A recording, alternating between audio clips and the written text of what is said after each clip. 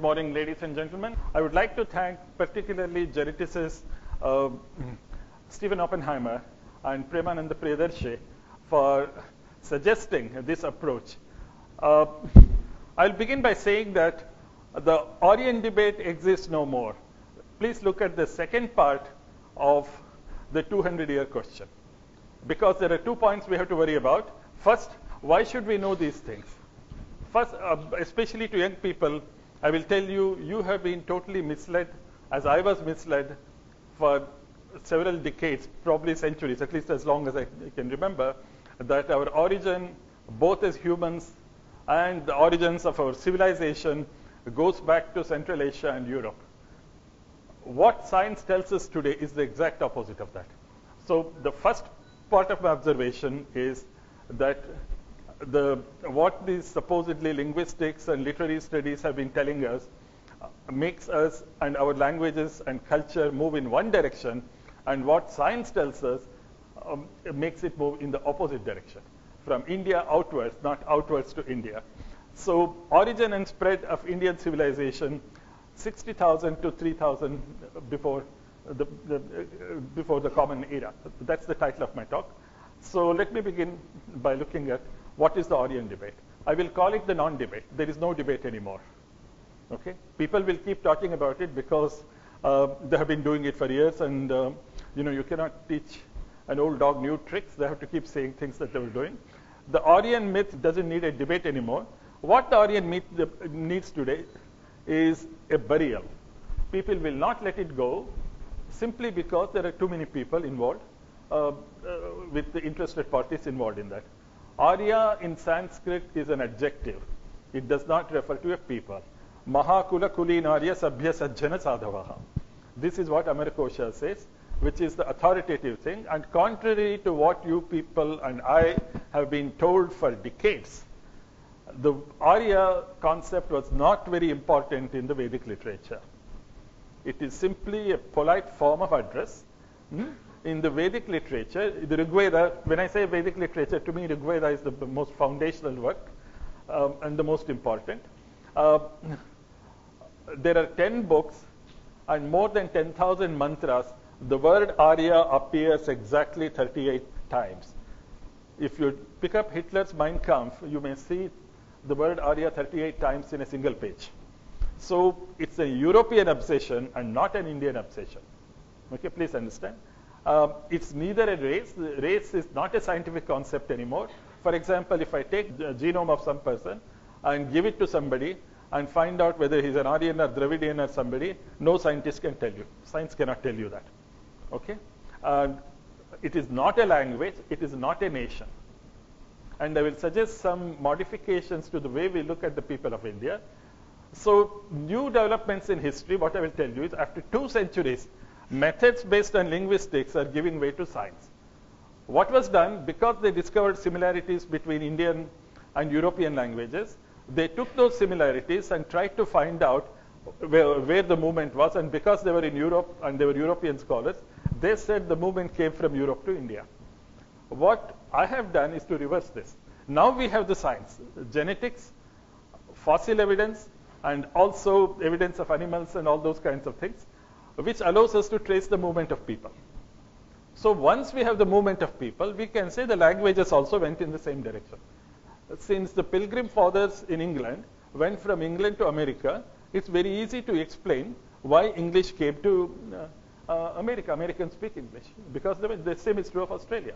Why did English come to India? Because the Englishmen came here and ruled for 200 years. Even then, a very small proportion used. So what has allowed us to achieve this breakthrough?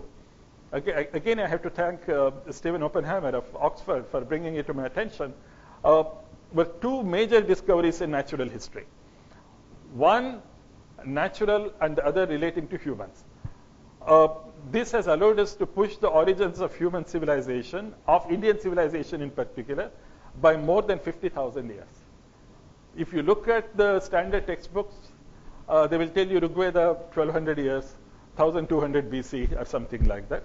What we are saying is the origin should go back at least 50,000 years more. Okay? And this is scientific basis. I'm not making it up. I mean, it's not based on superficial. Human advance is a gene mutation 80,000 years ago, allowed humans to become a speaking species. Another, a natural disaster, a natural event, a super volcanic eruption 73,000, 74,000 years ago, nearly wiped out all the humans. In fact, it wiped out all the humans in the world who are not our ancestors. That is, who are not homo sapiens sapiens. There were many other species. I mean, there were several other species of humans. Neanderthals are one, but then Neanderthals survived. We don't know if they spoke or not. Okay. So, message of is that history follows nature. So, human history is the record of the human response to changes in natural history. And natural history changes tend to be both catastrophic and continual. Okay? And then another, the first one, of course, was what is known as the transcription gene, FOXP2, about 80,000 years or more. It doesn't matter the exact date. We are looking at very big. If you miss it by 1 or 5,000 years, it doesn't make a whole lot of difference. Another was the Toba explosion. A small group of our African ancestors migrated to settle in South Asia coast, including a few of them in Arabia. We don't know if they survived, but they definitely did survive in South Asia, that is in India, the Indian subcontinent. Okay, this is the key finding of the last 30 years of the human population genetics research. All non-African humans in the world today, Europeans, Australians, American, Native Americans, all these are descended from this group of humans in India who survived here for 50,000 and more years here. This is the evidence of science. That has to be the starting point. You can disagree with other things. I mean, even here you can disagree on details. And we may have to change if we have more data available. On the basis of all the data available today, this is what we can say with fair confidence. And the work is mainly due to geneticists.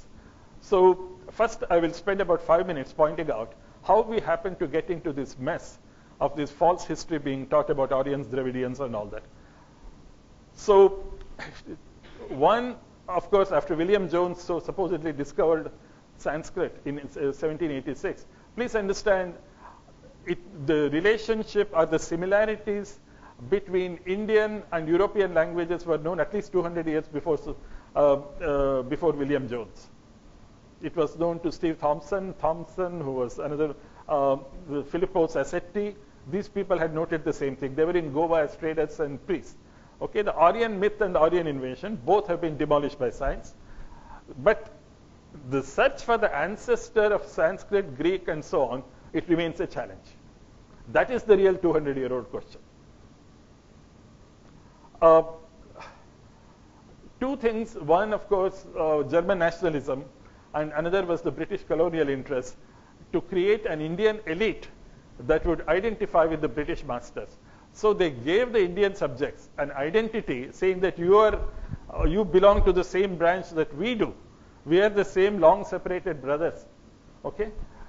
It is supported mainly by, today, by academics with vested interests in the methodology and teaching these subjects. Those departments are also closing. And worried about careers and reputations, and of course, Dravidian politicians. Okay? So, politics of Aryan theories, I will take just 2 minutes because I have more important and interesting things to talk about.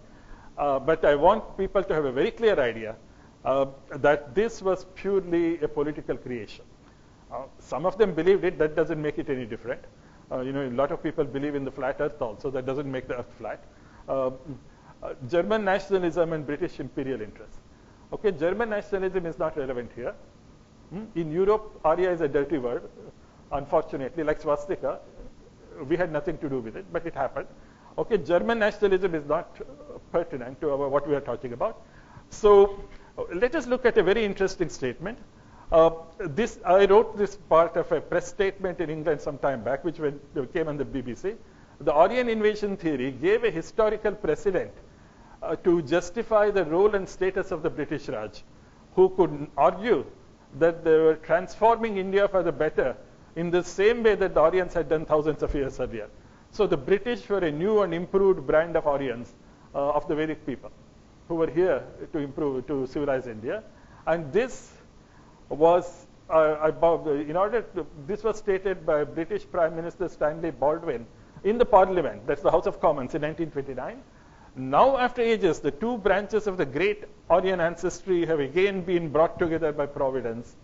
By establishing British rule in India, God said to the British, I have brought you and the Indians together after a long separation.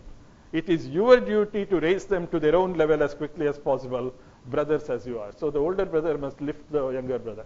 I mean, all this has been available, 1929. What are Indian historians been doing all these years? I mean, I'm an outsider. I'm primarily a mathematical physicist. If I could find out, why couldn't they do it? Why are they writing those textbooks? And why are they still using those textbooks? So the academic agenda today is, as well as DMK politicians, is to keep Harappan archaeology separated from Vedic literature and ideas. Harappan archaeology should have alerted them that their theory was wrong. I will show you in 1 minute why it is so. So they are supposed to have overcome the Dravidian thing of the Harappans. But Dravidian is not merely Dravidian. It is non-Aryan. So what it is now, you see, they have been paying some Western scholars. If you may, they pay 10 lakhs to Asko Parpola of Finland, who claim that, who has been saying that it's a version of Tamil. If it is Tamil, why can't they read it? Even I read Tamil. So it's so this is now the agenda, to keep the North and South separated by claiming that the Harappan archaeology is, represent Dravidian. I mean, for that they spent 10 lakhs. You pay somebody 10 crores, they will say that Punjabis built Mahabalipuram or something of that kind. That you can do that, or they built the Egyptian pyramids. So this kind of scholarship should not be, okay? But Harappans were Vedic, that's very clear, the Vedic influence on the Harappans. All you have to do is to look at some of those icons. What are these? These are Vedic yogasanas. And this is the famous Pashupati seal, which is in I'm not a practitioner of yoga. A yoga expert told me it is known as Mula Bandhasana. And this is the Omkara Mudra. It's the Om seal. And to make it, to show you how it is related to Om, please see the left one on the left is the Harappan Om, which is very similar to Om in Kannada and Telugu, which are many Kannada and Telugu letters you get by rotating the Devanagari letters by 90 degrees. And the second one is the Devanagari Om, as you write in Hindi and Sanskrit. All this has been available for 90 years. And this is the famous Panchaswasti, Swasti.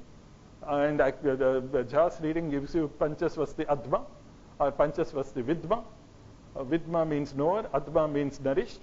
Swastina Indro Vruddhashrava, Swastina Vishwaveda. That's the famous opening lines of Taittiriya Aranyaka. So, a postulated Indo-European homeland from which its speakers are said to have separated, etc. Linguistics moves language in one direction. These linguistic theories, that is from Europe to India. But I will show you in the rest of the lecture, our findings based on genetics moves it in the opposite direction. Okay? So revisiting Indian civilization, Vedic, Harappan, popular, etc. come from a common source. What is this common source? Before we talk about Indo-Europeans, we should be able to decide what is Indian. The thing is, without any definition, these people are not trained in sciences. Understand, most of them were theologians, priests, missionaries, government bureaucrats, and those kinds of people. They had no scientific training. And 19th century science believed that the world was created in 4004 BC, 23rd of October, the Sunday at 9 a.m., that is 2 hours, something of that kind. So it is pure, that's all the science they knew. The main thing is, Indians have lived where they are today for thousands of years with minimum external input, but have made several out-migrations. Even today, India is densely populated. You have more people leaving India than coming into India, except during the medieval period. So what does the genetic evidence say? The leading authority on human population genetics in the world today is Luigi Luca Cavalli-Sforza. He was a student of Arya Fisher.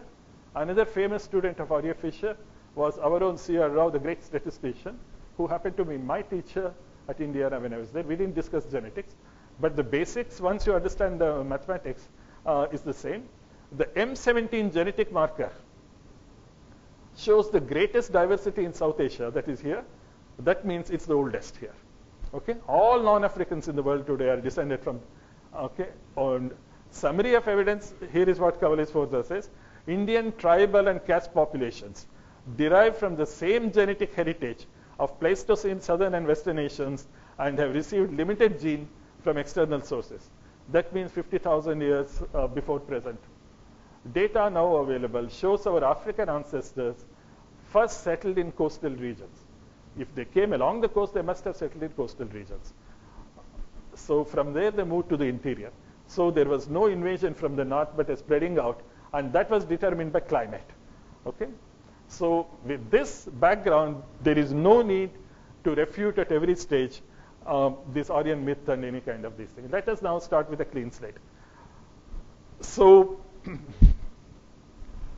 India was a major center for people, plant, and animal domestication in the last 60,000 years, especially in the last 10 to 12,000 years. Most animal domestications, including the horse, took place in India. Horse domestication took place in several places, including Spain. And that the determination, all that took place in the last 10,000 years when the Ice Age ended. Okay? So peopling of the world, this is a simplified map. I'll give you a better one. You start from this slightly erroneous map. So it comes to India. From India, it branches out to other places, both to Australia. And this is a more elaborate map by Bradshaw Foundation, which has supported Stephen Oppenheimer's work. So this is the branching, this essentially, including, so about 35, 40,000 years ago, people from India moved to the Central Asia and west, further west, north and northwest, into Europe, to Eastern Europe, Eurasia, and Europe.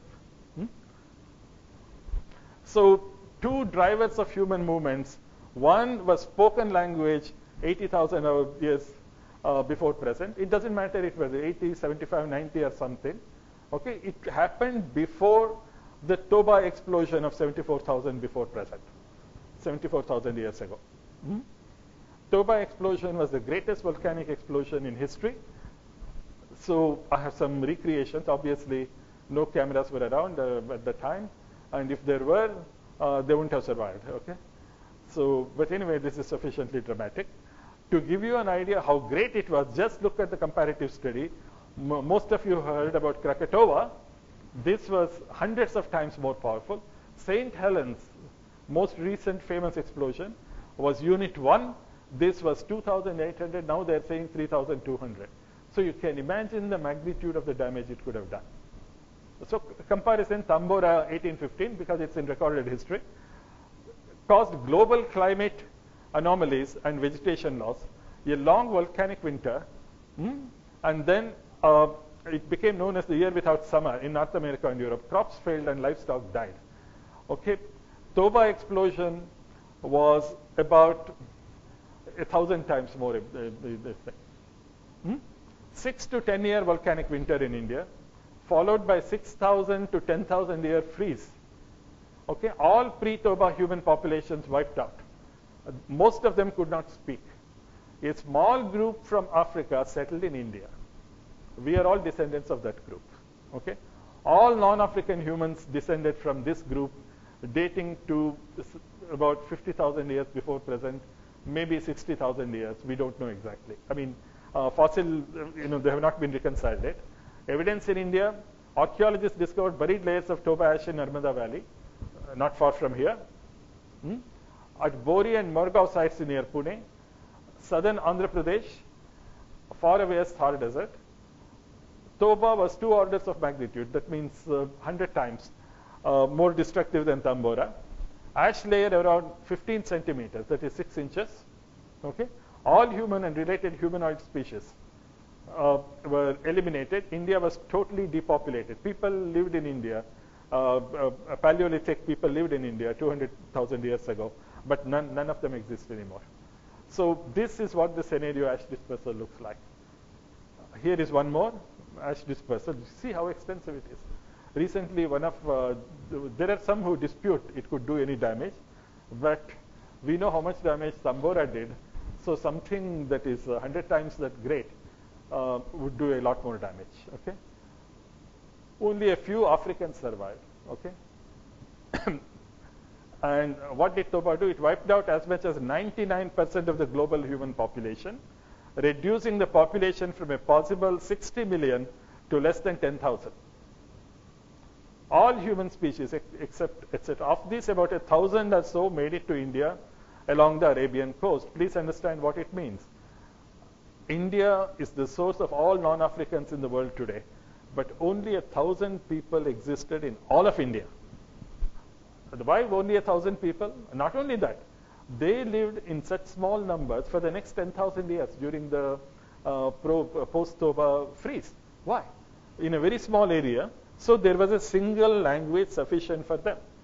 So that means the number of people you have within 1 square kilometer, that was the total population of India at that time. All of us are descended from that. Our genes tell you that. You see the extraordinary thing. That means one language would have been enough. Hindi is enough for Indore. One language. So that one language was the language that, because they already had language, because the transcription gene FOXP2 mutation had taken place, we already had language. That shows the evolution must have taken place in only one place, because every human species today, every human population today can speak. It is genetically ingrained. So that means the same mutation. We are all products of the same mutation. So the human evolution could not have taken place, at least of our species, in different places at different times at exactly the same time. The probability of that is very small. So that one mutation, and that gave us a huge survival advantage. Okay.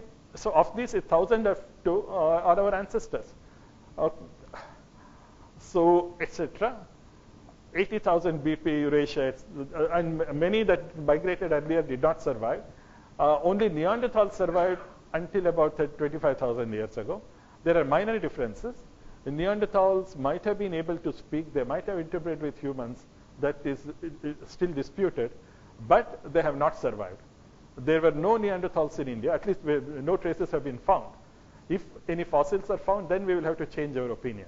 We can't stick like these Aryan invasion theories. All right, there is no evidence, but still there was an invasion. That kind of thing. We can't, as scientists, you can't take that kind of an attitude. Neanderthal, we are not clear.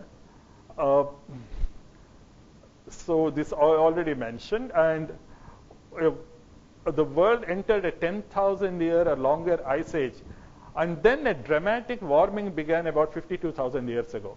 Please note that all these are facts of science. We have evidence for this. This allowed vegetation, animals, and human populations to expand and move about in India, okay, which is the only country populated now. Humans in India survived as a very small group of 1,000 or less for 15,000 years. This is known as genetic drift. Some of you, I'm sure, are aware of it. So they developed that first modern language. So if we call the language that our African ancestors brought here, we have called it Afro-Indian. Then the Indian language came into existence. Because the population was small, in a small area, a single language would have sufficed. This is what we have called Proto-Gauda Dravida. Here I have an appeal to all scholars. Please do not use word Arya to mean North India or any geographical region. North India, the traditional name is Gauda. Dravida means South India, whether it is language or people or geography. Gauda Desha is North India, more often applied to Bengal proper. Gauda Brahmanas are Pancha Gaudas. Dravida Brahmanas are Pancha Dravida. They lived by fishing and as hunter-gatherer tribes during this period. Language made civilization possible.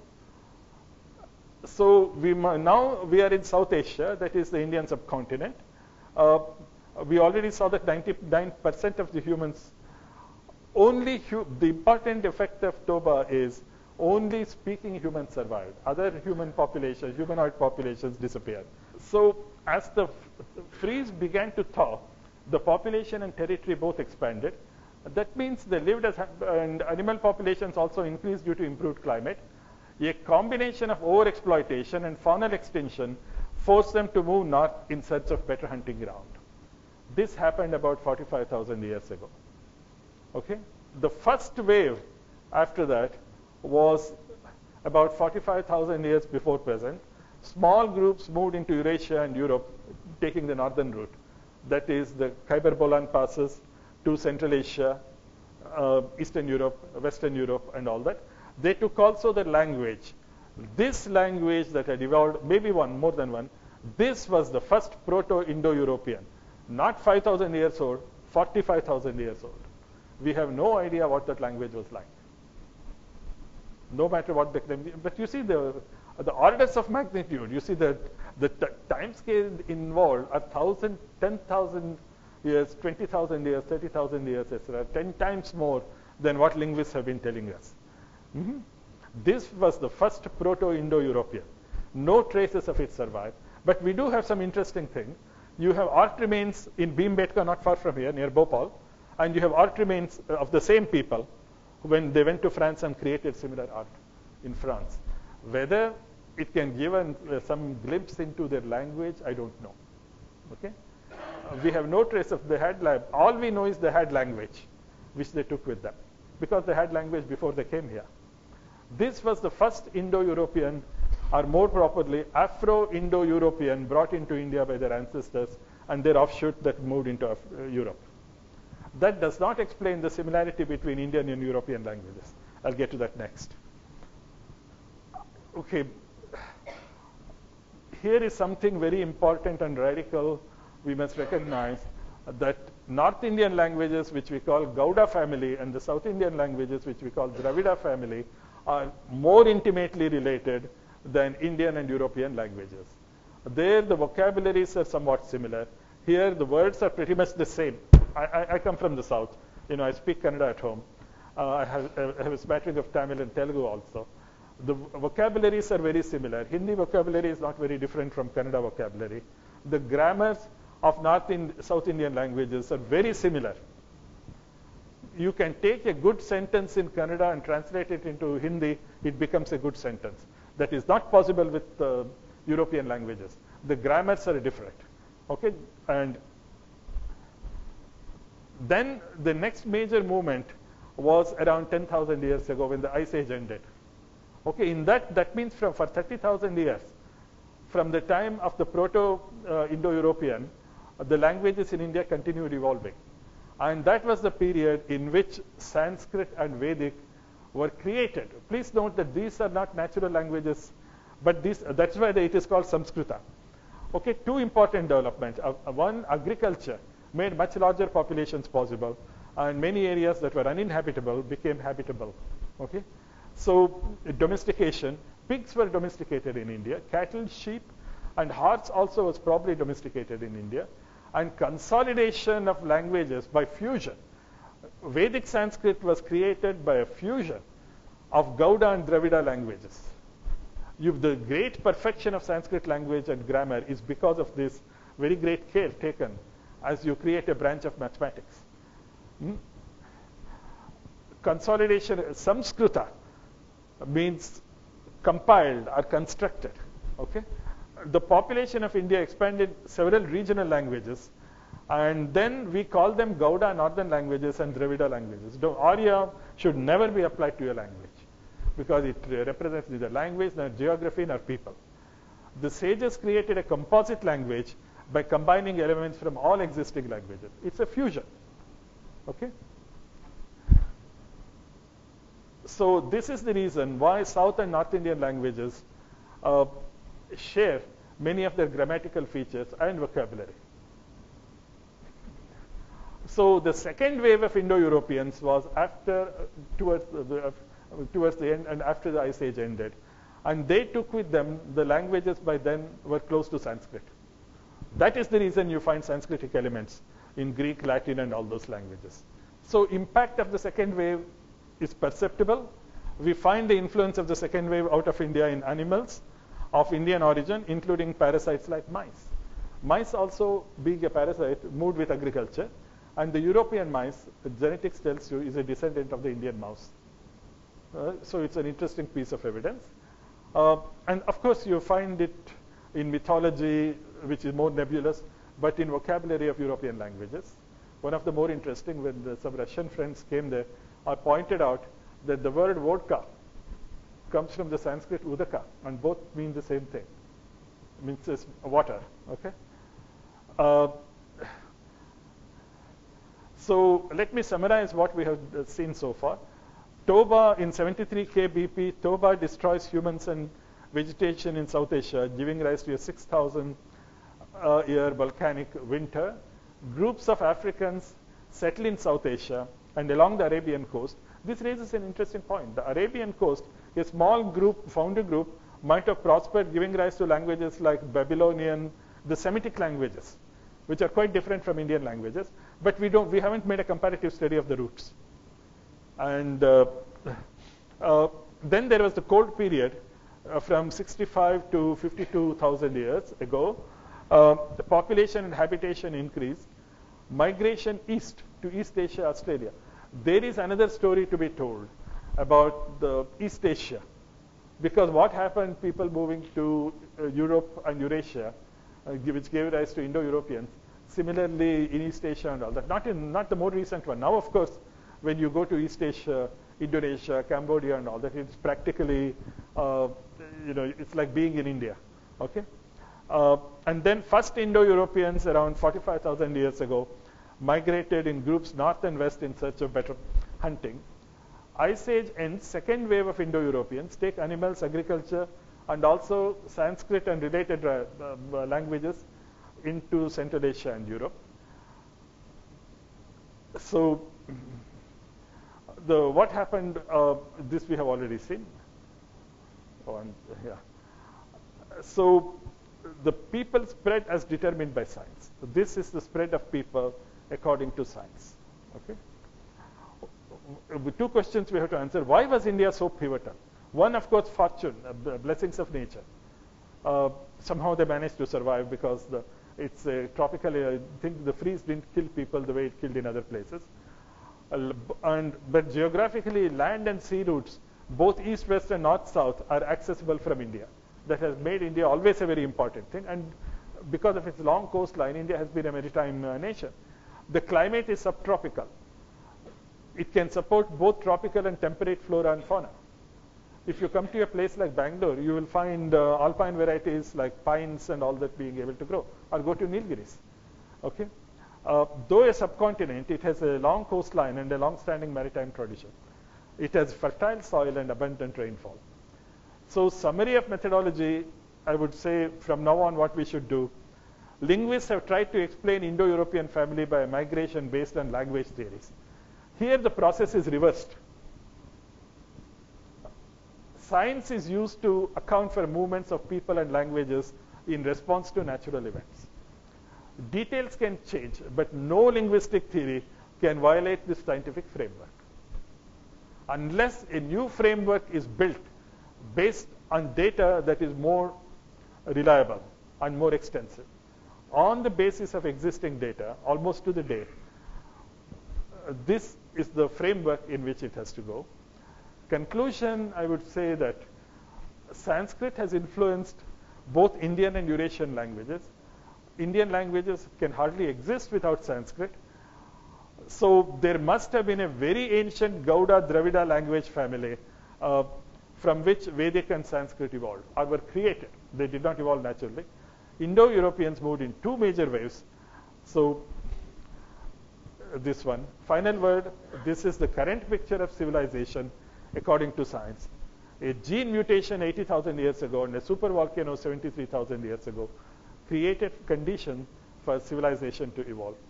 All non-African humans and their languages can be traced to 1,000 or so survivors in India 60,000 years ago. This is my basic message, and thank you very much for your patience.